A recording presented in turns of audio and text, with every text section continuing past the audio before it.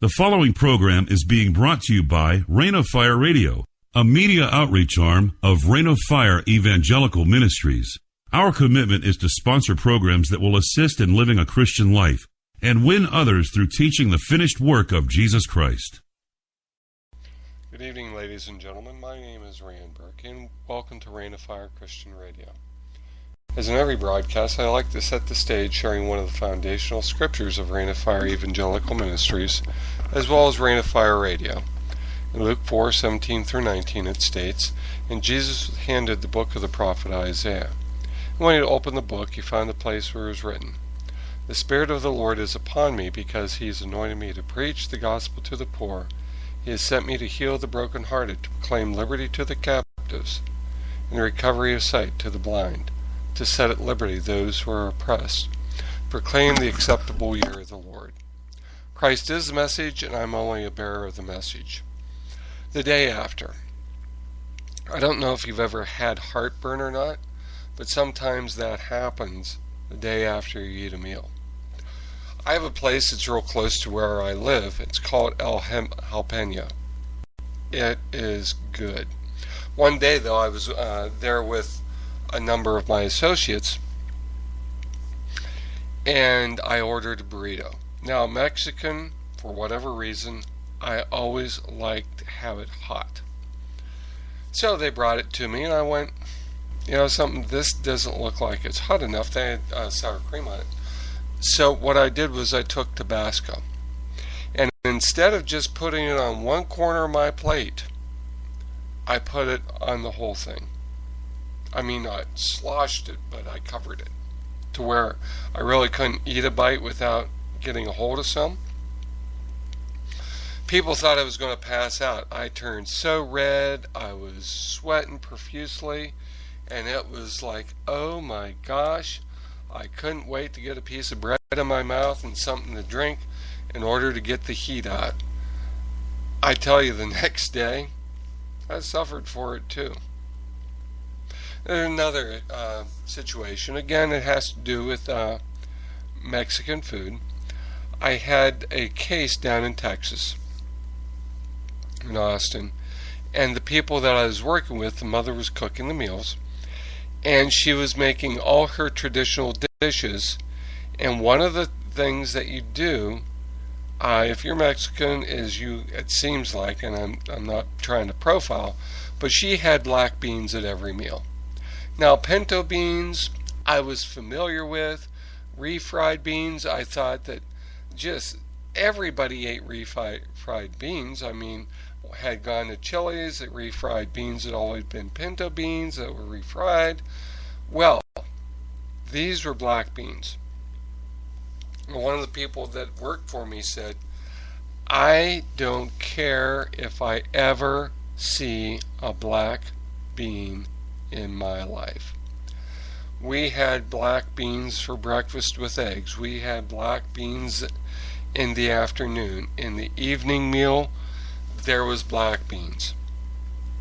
Because it was almost like rice or some other staple like potatoes, black beans. And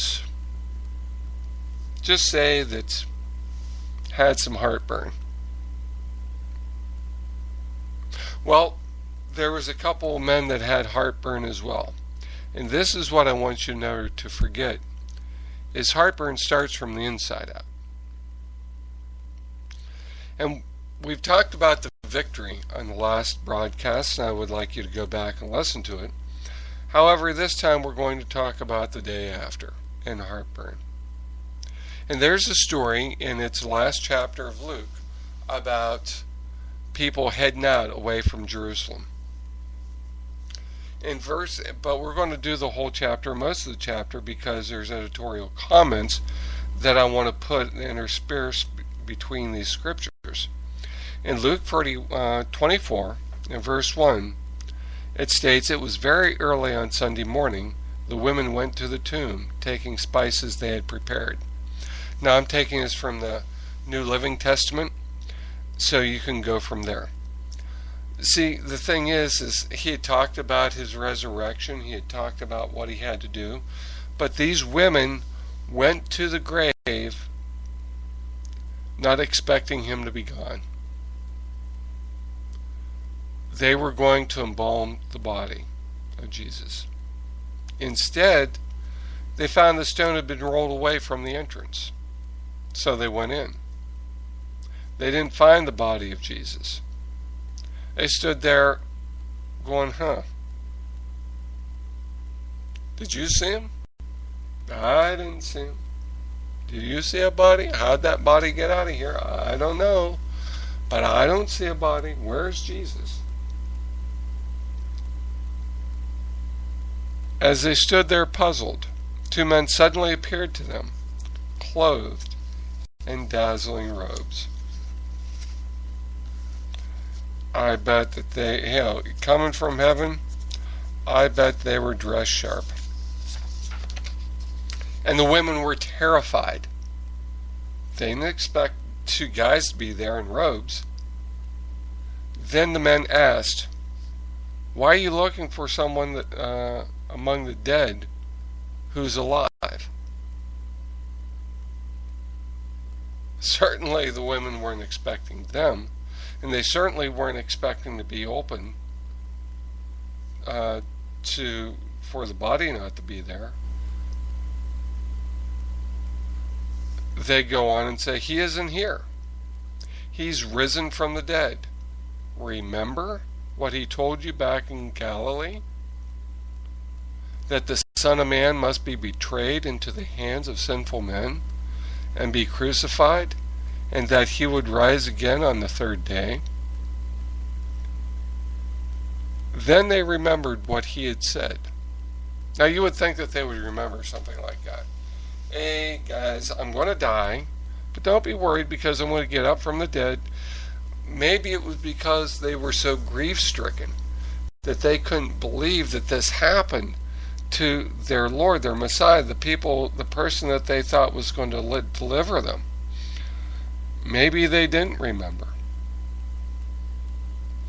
So they rushed back from the tomb to tell his 11 disciples and everyone else what had happened. And it was Mary Magdalene, Joanna, Mary the mother of James, and several other women who told the apostles what had happened. The women found him first, or didn't find him first, I should say. Then the story sounded like nonsense to the men. They didn't believe it. What? Jesus not there? Come on, I can't believe you. Where'd he go? You just went to the wrong tomb. I know what happened there. However, Peter jumped up and ran to the tomb to look. Stooping, he peered in and saw the empty linen wrappings. Then he went home again, shaking his head, wondering what had happened. Apparently he didn't remember what Jesus said either.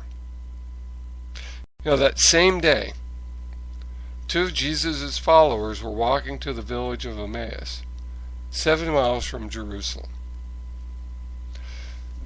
Now, this is a significance as far as this is concerned.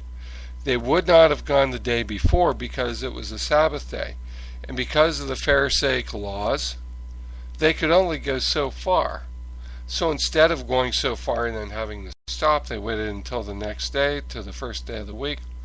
Then they were able to freely travel. Now, doesn't say who was going to Emmaus. Well, one person. Doesn't say why they're going to Emmaus. Doesn't say if they're going to go someplace else besides Emmaus. We just don't know anything except there were two people that had been with Jesus. I guess you could call them disciples. That were going away from what was going on in Jerusalem. And as they walk, they're talking about everything that had happened, about the crucifixion, about what happened, about the tomb, about him being buried, about the rabble, what happened, how did that happen? They couldn't believe it. They were talking about everything. Now they're talking about him not, him not being in the grave. They're talking about that too. And as they're talking about this stuff, Jesus himself suddenly came and began walking with them. I don't know how he got there. All we know is he's there. And God covered their eyes so they wouldn't recognize him. I don't know why God did that. Maybe it's because they needed to hear what Jesus was going to say.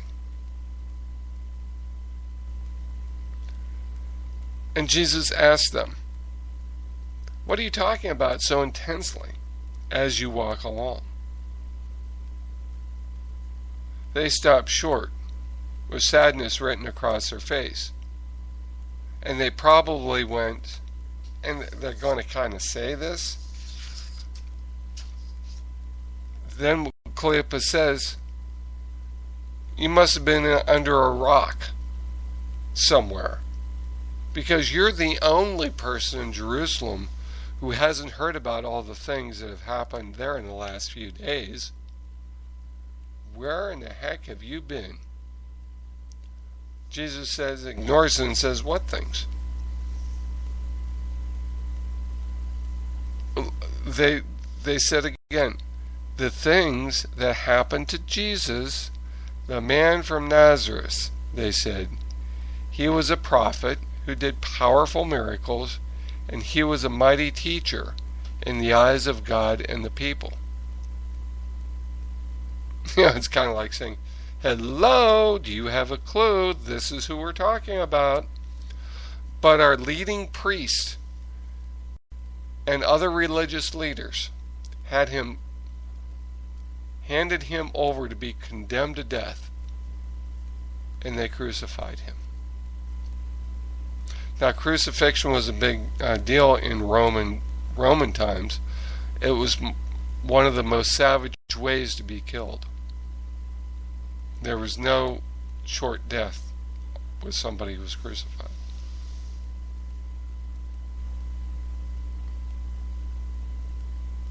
We had hoped he was the Messiah who'd come to rescue Israel. This all happened 3 days ago. Israel was looking for a king to overthrow the Roman rulership. Then some women from our group of his followers were at his tomb early this morning, and they came back with an amazing report. They said his body was missing, and they said they had seen angels who told them that Jesus is alive. Then some of our men ran out to see, and sure enough, his body was gone, just as the women had said. What else was there to say? They said it all. Then Jesus said to them, "You foolish people, you find it so hard to believe all that the prophets wrote in the scriptures?" Man, that's harsh. What things? So Jesus is going to go on. Wasn't it clearly predicted that the Messiah would have to suffer all these things before entering his glory? Then Jesus took them through the writings of Moses and all the prophets, explaining from all the scripture the things concerning himself. I'm just thinking, wow.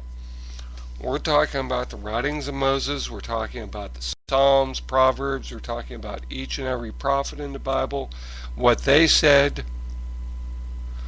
all these things. So I don't know how long this took, but they're going 7 miles, 20 minutes a mile, maybe. It's pretty wild. By this time, they were nearing Emmaus and the end of their journey. Jesus acted as if he was going to go on, but they begged him, stay the night with us, since it is getting late." So he went home with them. As they sat down to eat, he took the bread and blessed it. Then he broke it